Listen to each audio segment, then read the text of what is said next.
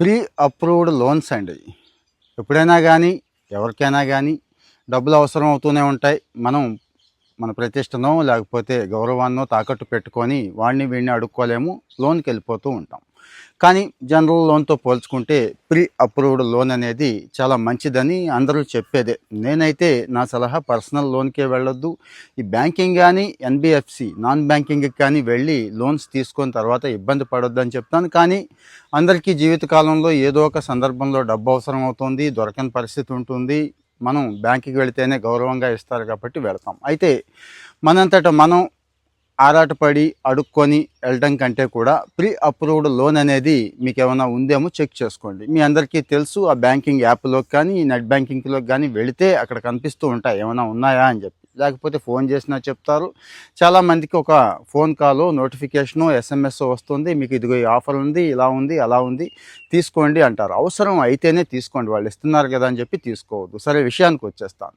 మామూలు లోన్స్తో పోల్చుకుంటే pre approved loan ఎప్పుడూ మంచిదేనండి. ఎందుకంటే మన సిబిల్ స్కోరు, మన కేవైసీ అన్ని డీటెయిల్స్ ఉంటాయి. అన్నీ చెక్ చేసుకున్నాకే వాళ్ళు మనకు ఫోన్ చేస్తారు, ఇస్తామంటారు.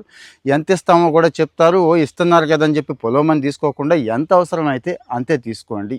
ఆ తర్వాత ఎలా పే చేయాలనేది కూడా జాగ్రత్తగా చెక్ చేసుకోండి. ఎడాపెడా క్రెడిట్ కార్డులు అవి వాడడం కంటే కూడా ఇది మంచిదే. కానీ నా ఎక్స్పీరియన్సే చెప్తున్నానండి. దేశంలో టాప్ బ్యాంక్, ఇంకెందుకు దాయటం ఎందుకు, హెచ్డిఎఫ్సి, ఐసిఐసిఐ దగ్గర నుంచి అందరూ ఇలాగే సచ్చారులేండి.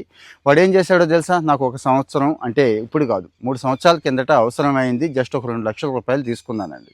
అప్పుడే చెప్పాను, నాకైతే డౌట్ వచ్చింది. మీరు ముందు ఇలాగే ఇస్తారు, తర్వాత వచ్చి గట్టిగా వేస్తారు అంటే, అబ్బాయి ఏమీ లేవండి, మీరు ఎప్పుడు కావాలంటే అప్పుడు కట్టేసుకోవచ్చండి అన్నాడు. నేను అప్పటికి కన్ఫామ్గా అడిగా, ఎప్పుడు కావాలంటే అప్పుడు కట్టేసుకోవచ్చా అని మళ్ళీ 1 సంవత్సరం పాటు ఈఎంఐలు కట్టాలి, ఆ తర్వాత మొత్తం మీ దగ్గర ఎంత ఉంటే అంత క్లియర్ చేసేసుకోండి అన్నాడు.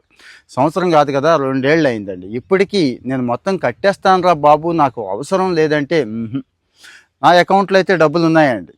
కానీ ఆడిచ్చే వడ్డీ ఎంతో మీకు తెలుసు, మనతో కట్టించుకునేది ఎంతో కూడా మీకు తెలుసు. చాలా వేరియేషన్ ఉంటుంది. కానీ కట్టలేని పరిస్థితి. అంటే ఇండైరెక్ట్గా వాళ్ళకి ఆ గైడ్లైన్స్ ఉంటాయండి. మీకు తెలుసు కదా, ఇంపార్టెంట్ గైడ్లైన్స్ అని చిన్న చిన్న అక్షరాల్లో రాస్తారు అని.